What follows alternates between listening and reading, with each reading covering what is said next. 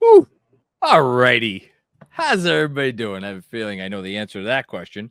Welcome to the Knicks Film School Postgame Show, powered by BetUS. Boy, did we need that one. I needed that one. I think a lot of people out there in Knicks Nation needed that one for a variety of reasons, but just like it's been a stressful season on a lot of fronts. There's been a lot of I'll use my favorite word, consternation about the team for a variety of reasons.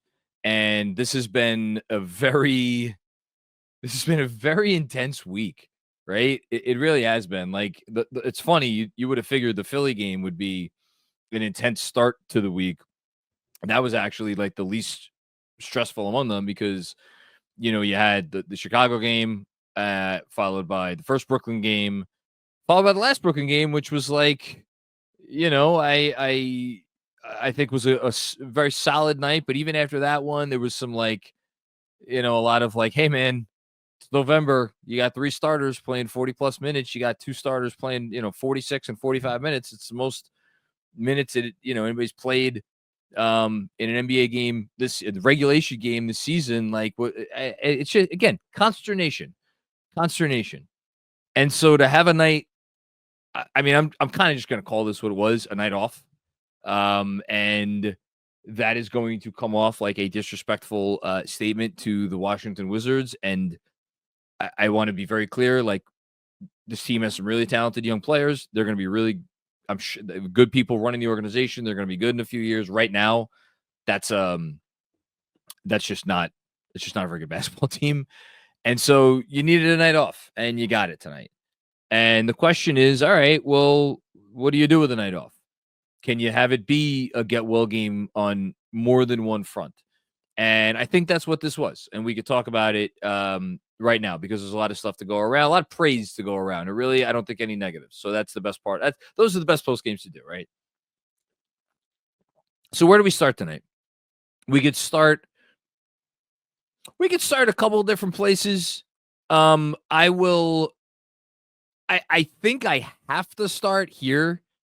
We had one starter play 35 minutes tonight. That was Mikal Bridges, who's leading the league in minutes, I think, or maybe Tyrese Maxey is still ahead of him in average. Mikal's first overall. And after that, you had Josh Hart, 32, Jalen Brunson and OG Anunoby, 30 apiece. And how about Karl-Anthony Towns with 25 minutes? So that is ahead of a West Coast road trip, which is going to be certainly a taxing trip with the teams that you have to play. It's never easy to go into, even the easy game on this slate, the Utah game, right? It's never easy to go into Utah and win, let alone Denver, and Dallas and Phoenix. Like that, this is going to be, you come out of this West Coast trip, 2-2, you probably feel okay if you could take care of business against Charlotte in the final game of that trip. One way or another, it's a 5-game trip. Come out of the trip 3-2, you feel good. And so, yeah, to get yourself ready for that, obviously very important. Get another win. You're 8-6, and we'll do the out of town scoreboard a little bit later. But 8-6 in an Eastern Conference where you look around at some of the other teams that were supposed to be competitive and what those teams are doing in the early season. I'm looking at the Bucks. They're up 3 on the Rockets going into the final quarter. That game's not over yet. Sixers just fell to 2-11. The Pacers are currently down by 9 points with under 2 minutes left to go in Toronto to the 2-12 Raptors. I mean, these are, the only team. I mean, obviously Cleveland and Boston are doing what they're doing, and give Orlando a lot of credit for holding the fort with Paolo out. They're doing great, 8-6 as well. But like, you have a chance. You got to start banking these wins. And the Knicks banked a few wins. It's a 4-1 week. Congratulations to me for winning the week. I'm happy about that. So yeah, they got the win. As far as digging into the game itself, and one more overt blanket statement that we can make before we dig into the nuances of this game, to the extent that we can dig into the nuances of a game against the Washington Wizards. And this may be a little controversial, but I'm going to say it anyway. Jericho Sims, come on down, man. That was your best game as a New York Knick. Which, even as I say that, I realize it is damning praise because the guy's been here for 3 years and now 13 games or 14 games, whatever it is. And you're like, and I'm sure there's somebody out there being like, exactly, he's been here for almost 3.5 years, and that was his best game. I get it, but like, and that's why even after a not so great showing tonight for Huck Porty, people are going to be clamoring for Huck Porty because there's a ceiling there, and you saw that ceiling the other night. But you also saw the floor. So for anybody who's been yelling and screaming about Huck, you got to get Huck Porty in there. For a team that is trying to win at a significant level, there will be time for development. And that time usually comes behind the scenes and occasionally in games when the moment is right. But Jericho Sims has been pretty good for a while now, for a few weeks. And he went out there tonight and he gave you the sort of performance you're like, okay, thank you. That is why, it at least somewhat validates the trust that Thibodeau continues to have in putting him out there as the ostensible veteran center behind Karl-Anthony Towns while Mitchell Robinson and Precious Achiuwa are not in. Stat line real quick for Sims, 19 minutes, 3 of 4 from the field, which included just an absolute, they felt that one back in Washington. That was, and I saw someone, I think it was Morkanoff maybe shouted out like it was amazing, but it was not a dunk. Now I kind of want to rewatch it one more time. But like, look, one of the most famous Blake Griffin dunks was like not an actual dunk. So like we'll have to go back and review the videotape, but it was awesome regardless. And yet, not my favorite Jericho Sims moment of the night. My favorite Jericho Sims moment of the night was when he absolutely laid out Bub Carrington on a screen that Benji retweeted. Really great game for Sims. Finished with 7 points, 7 rebounds, and a block.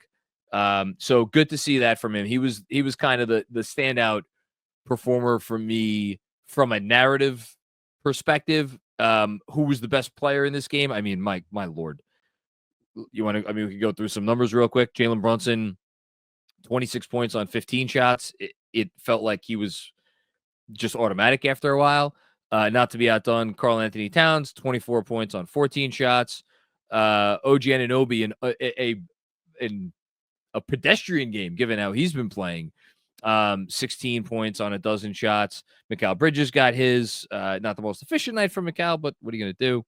Little concerned with that above the break 3-pointer that he took in the fourth quarter. Not necessarily lessening any fears about where his above the break 3 has gone. It's a fair concern at this point, but not going to get worked up about it tonight. And Josh Hart just keeps Josh Harting along with filling up the stat sheet, 14, 6, and 3. He's been great. Look, are they coming together? And I should shout out Campaign. Campaign had a hell of a night. And Bacone Dadier had a couple of nice, he made 3 threes, a couple of not so nice minutes either. But yeah, Campaign 5 of 6 from deep.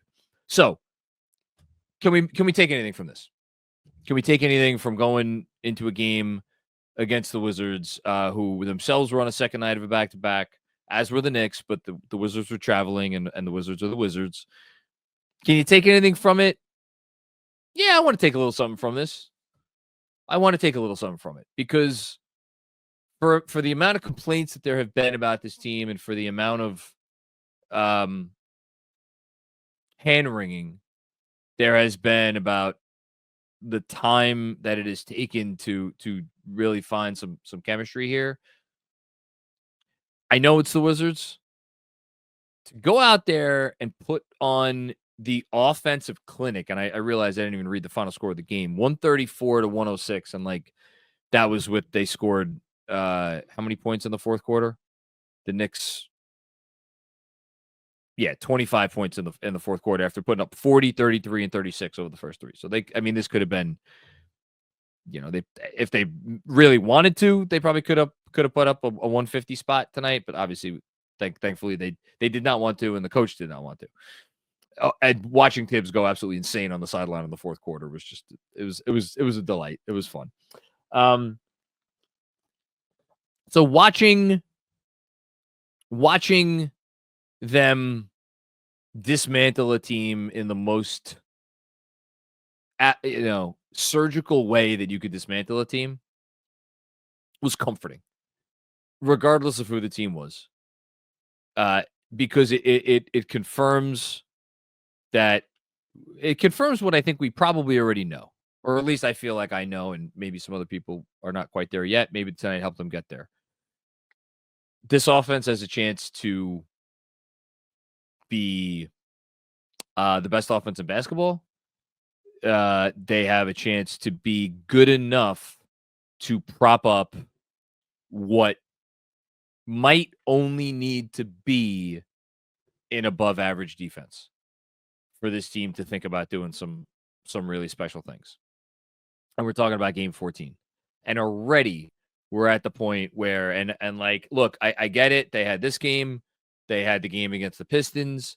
But like every team in the league gets to play games against bad teams.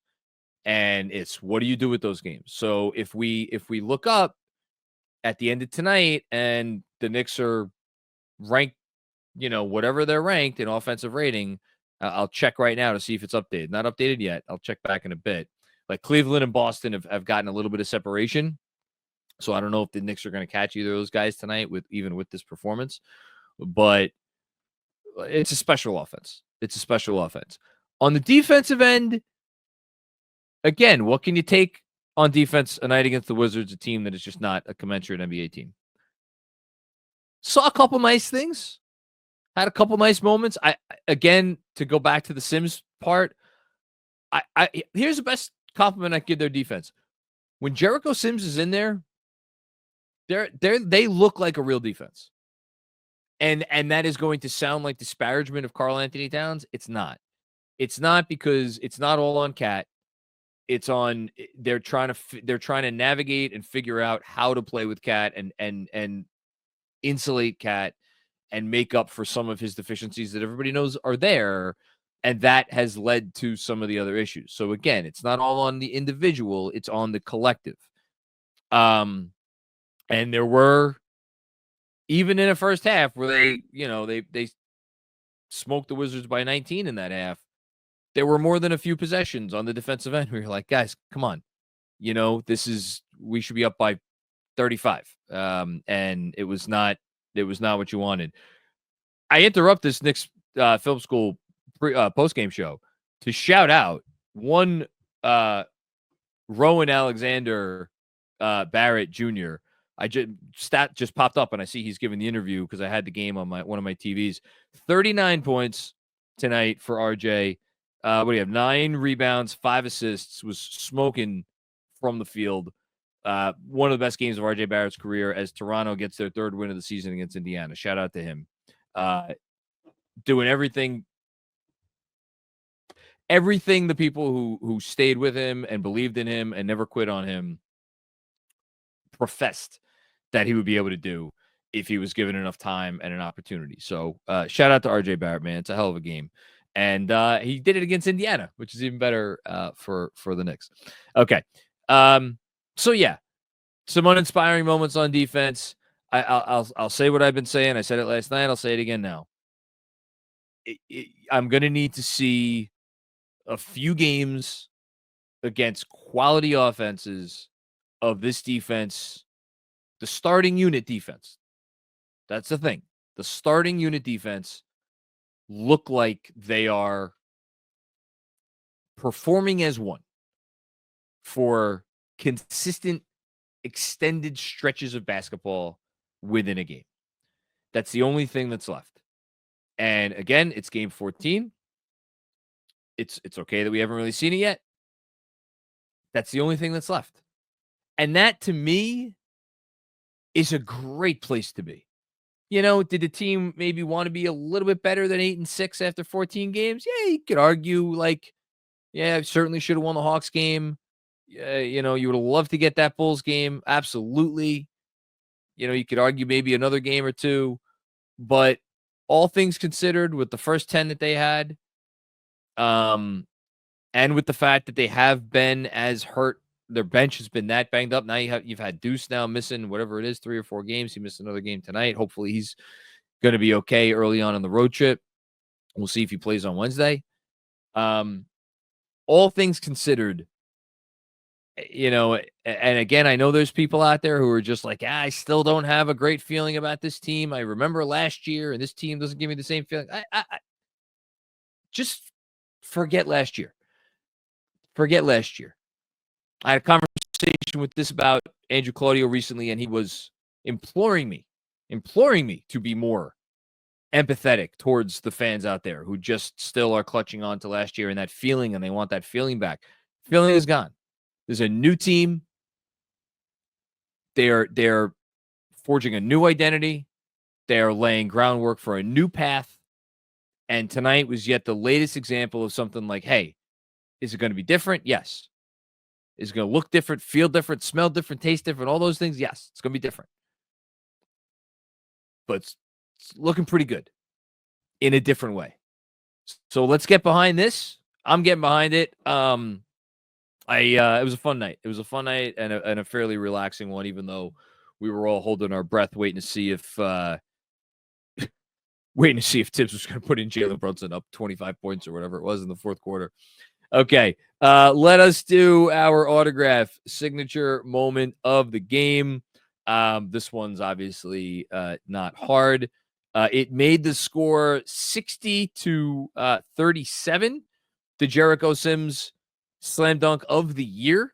I don't even know what would be a close second. What was the second best dunk of the Knicks season thus far? I don't